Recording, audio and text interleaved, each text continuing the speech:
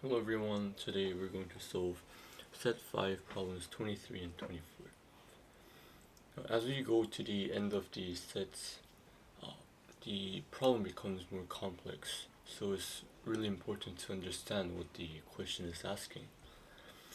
So problem 23, there is more than one integer greater than 1, which leaves a remainder of 1 when divided by each of the four smallest primes. What is the difference between the two smallest such integers? Now, we need integers greater than 1 that leave remainder of 1 when divided by each of the four smallest prime numbers, which are 2, 3, 5, and 7. So such number is of the form, this is like any number that applies to that rule, the least common multiple of 2, 3, 5, and 7 times k plus 1. So the two smallest such integers is when k is equal to 1 and k is equal to 2. And this equation can be rewritten as 210k plus 1. So when we substitute 1 and 2 into k, we have 211 and 421. So the difference between these two numbers are 210, so the correct answer is A.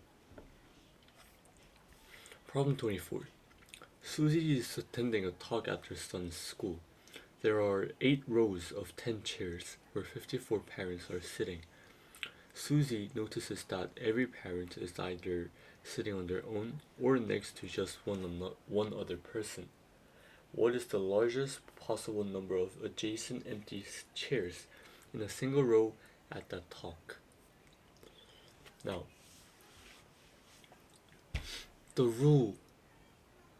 this rule means that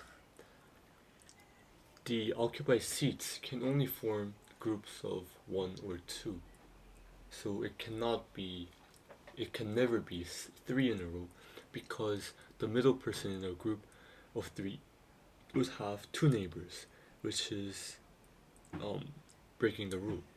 So, and also any 2 separate groups need at least 1 empty seat between them, or they merge into a bigger group, and which will break the rule again. So if we try to pack as many people as possible into 10 seats,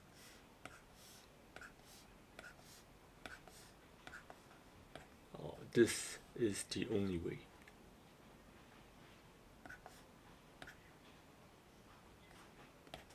So we have groups of 2 separated by an empty seat, and another groups of 2 empty seat, groups of 2 empty seats, and a single person. So this person has one other person, this person also has one other person, same for these two, same for these two, and then the last person is sitting on their own. So in this way, the rules are all met. So the maximum possible number of people that can sit in a single row is 7.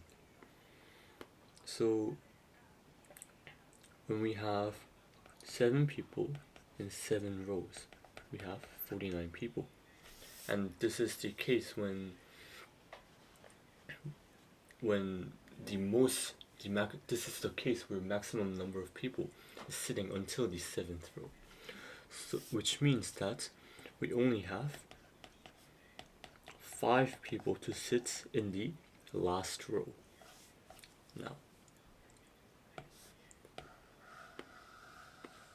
and we have to arrange them in a way that there is the maximum number of gap between the people. So we're going to approach in a similar way. So with with with 5 people in this row, uh, but when there should be no group bigger than 2, we we need at least 3 groups to fit 5 people, meaning in the size of 2, 2, and 1. So 3 groups means that there should be 2 mandatory gaps between them, between each groups. So the total empty seats in the row is 10 minus 5 equals 5. So there should be 5 empty seats to cover both the mandatory gaps. So to make one gap as the longest one, we have to shrink the other gap to the minimum of 1. Because if the 2 mandatory gaps are minimum, then the third mandatory gap, if 1 mandatory gap is the minimum, the other gaps should be the maximum. So we have 2 people in a row, 1 small mandatory gap, and then there should be 1 long mandatory gap. Did I miss? Oh, yeah. There should be 1 maximum mandatory gap and a person at the end of the row. So we have the largest possible number of adjacent empty chairs in a single row is 4. So the correct answer is D. Thank you everyone, and I'll see you again. Bye.